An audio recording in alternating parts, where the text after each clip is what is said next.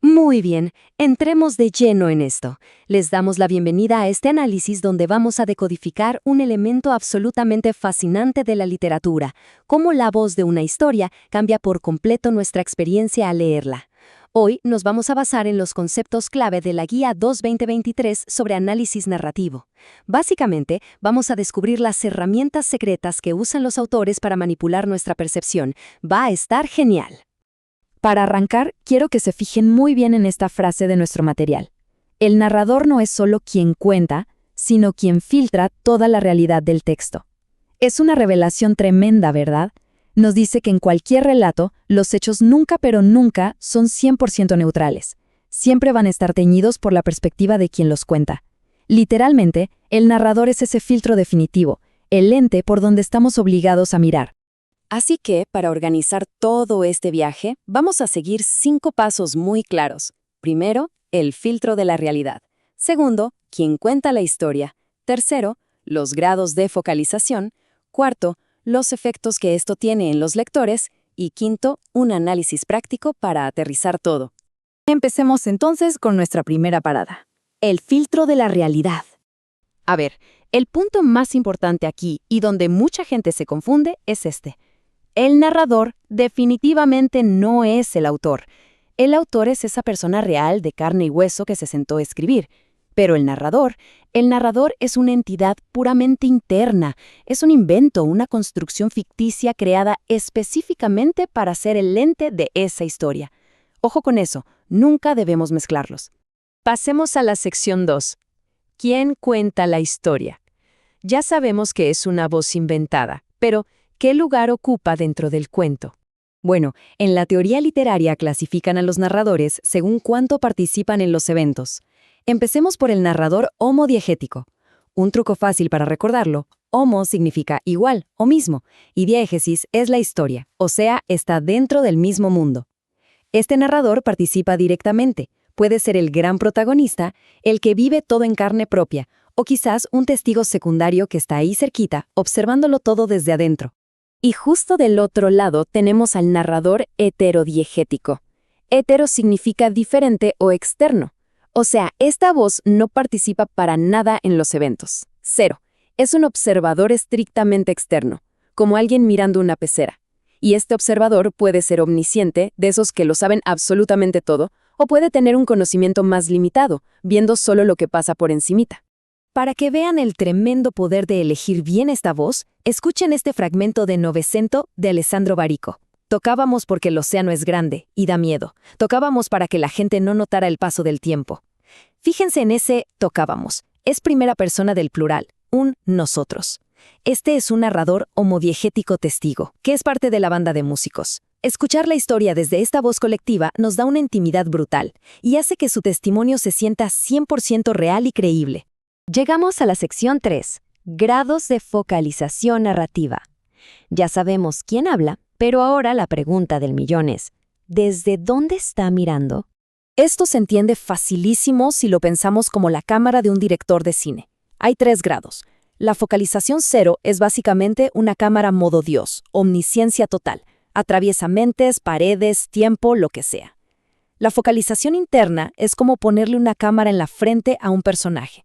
Solo experimentamos lo que esa persona vive, siente o piensa.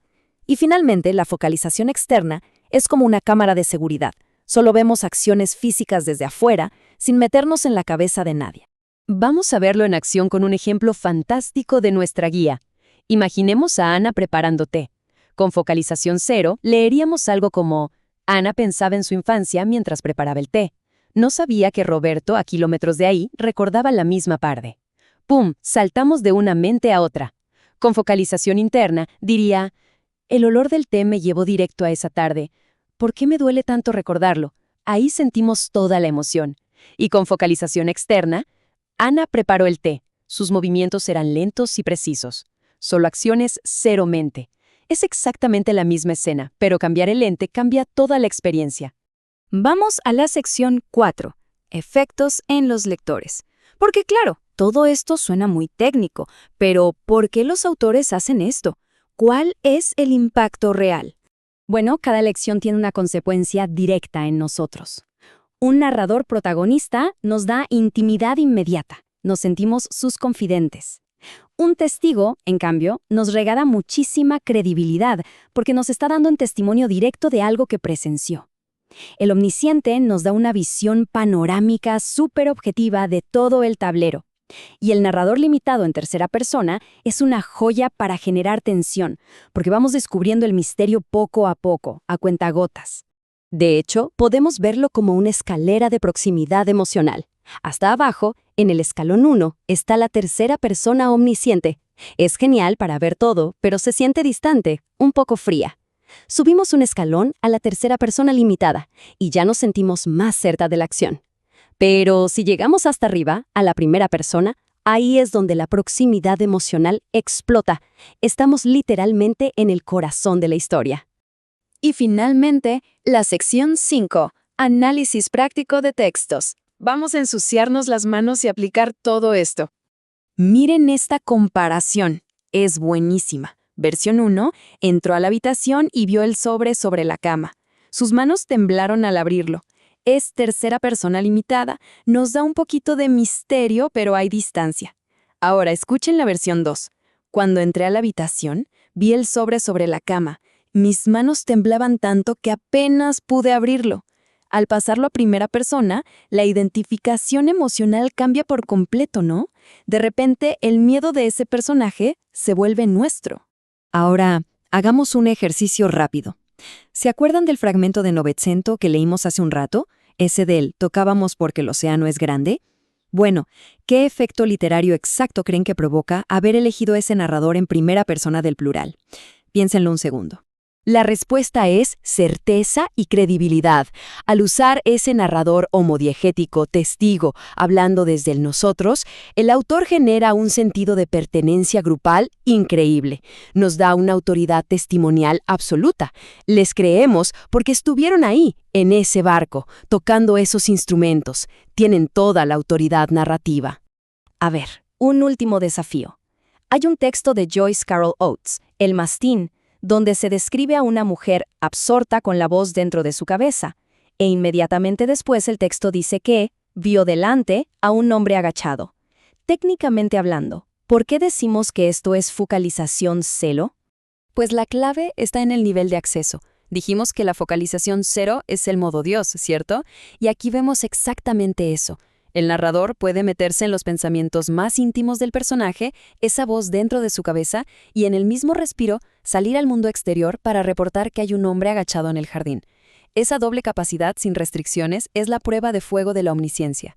Y con esto llegamos al panorama completo, que es justo el gran objetivo que plantea nuestra Guía 2-2023. La meta final cuando analizamos literatura es precisamente esta: poder identificar el tipo de narrador, la focalización, y entender qué nos está haciendo sentir y por qué. Dominar estas mecánicas no es solo un ejercicio académico, es literalmente la llave maestra para entender realmente las historias que leemos. Para despedirnos, les dejo esto dando vueltas en la cabeza. Cambiar al narrador es crear una historia nueva. Piensen en alguno de sus libros favoritos. Si esa misma historia, con los mismos eventos, nos la contara un personaje totalmente distinto o con un grado de focalización diferente, ¿qué tanto cambiaría? Es increíble pensar que la historia no es solo lo que pasa, sino quién es el filtro de esa realidad. Muchas gracias por acompañarnos en este recorrido y hasta la próxima.